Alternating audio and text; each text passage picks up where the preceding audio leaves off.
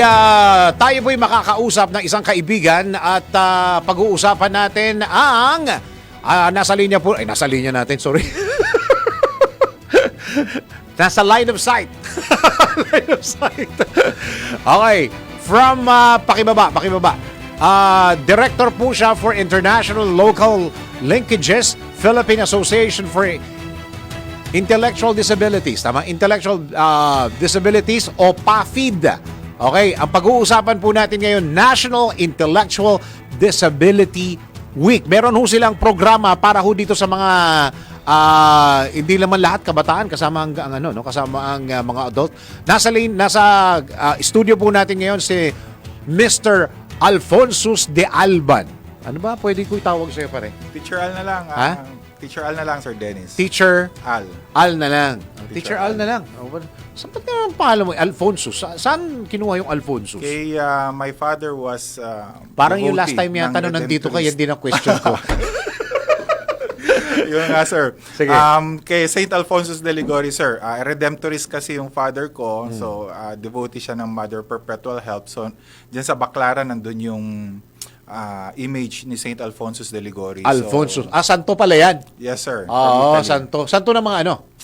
I think yung may rayuma yata or may arthritis, parang yun yung narinig ko doon sa isang lola. Totoo. But he's Totoo ba yan?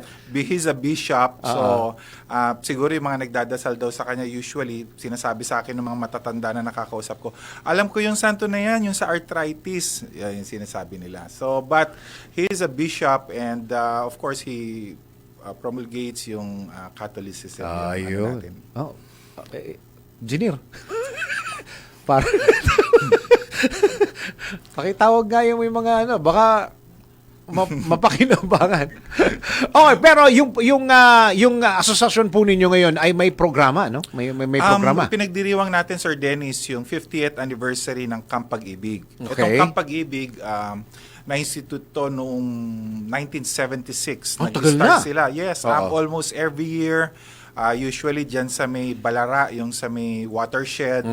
Last year we had it sa Ninoy sa Wildlife Park.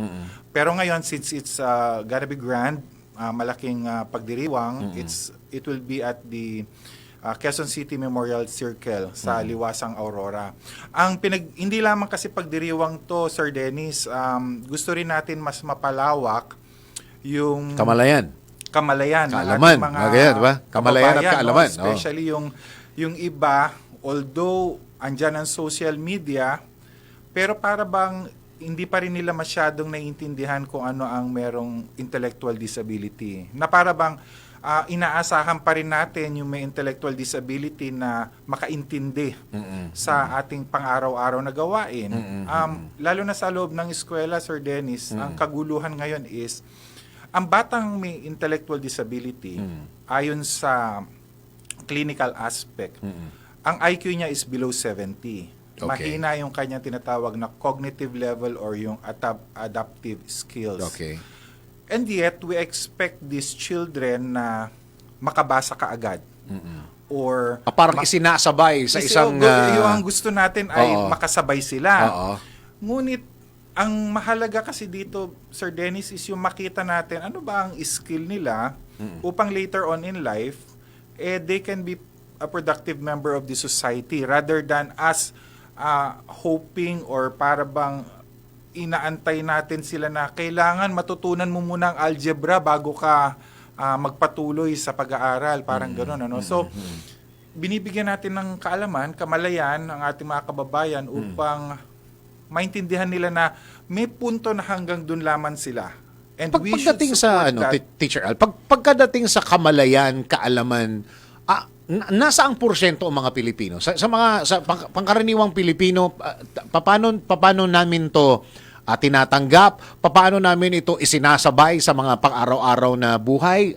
Hanggang saan yung ilang porsyento lang ng mga Pilipino ang nakakaintindi, aside from your group, of course, lalong-lalo na itong mga individual na ito ay pagkasama na, di ba? Kasama na sa pamilya, kasama na sa paaralan, yung pinag-uusapan natin, hanggang sa mga mall, sa pasyalan.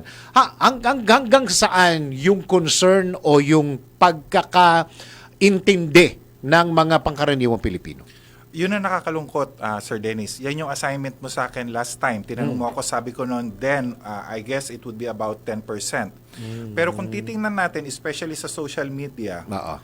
parang hindi pa rin umaangat ng 30% eh. Bakit? Kasi kapag halimbawang meron silang nakita o meron silang parang napanood na video na para bang isinishare pa nila para mas lalong mapahiya yung bata o yung tao. Kung saan, kung meron kang kaalaman patungkol sa mga batang or sa mga merong intellectual disability, maiintindihan mo na, hanggang dun lang ang level niya. Ito lang ang nakayanan niya. So, hindi ko siya i-expect na marunong magbasa.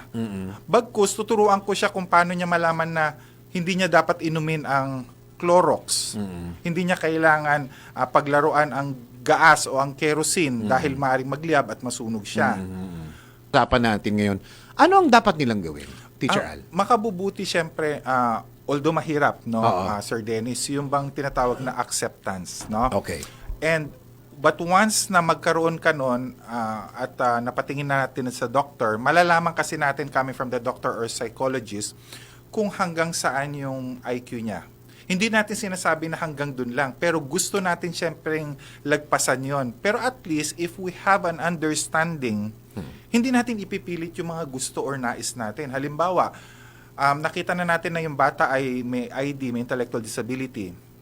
Tapos nandito siya sa medyo severe part na mga nasa 30 or 30 or 35 yung IQ. Tapos sasabihin natin, hindi kailangan mo kailangan mo makapagtapos ng kolehiyo, anak, kasi ang nais namin ay ikaw ay maging doktor. Yeah. Hindi na.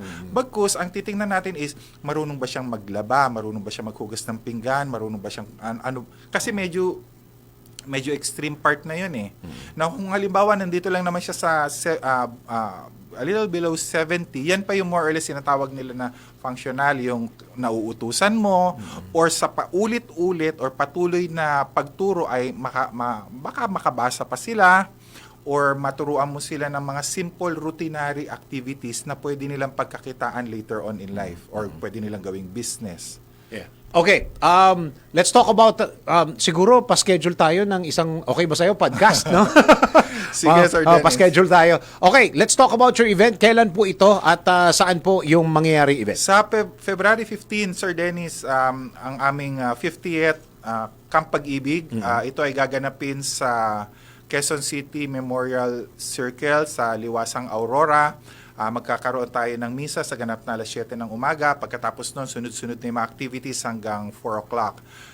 It is actually open to the division of mga schools dito sa NCR. And we're hoping, Sir Dennis, na ilo-launch namin na by next year, it would be on a national level. No? Kasabay natin ang iba't ibang mga division office sa iba't ibang region para hindi lamang natin sineselebrate dito sa Manila or sa NCR. So, we hope na sa tulong ng social media at sa inyo dito sa Aliw 23, DWIZ, magkaroon tayo ng mas magandang awareness para sa ating mga kababayan.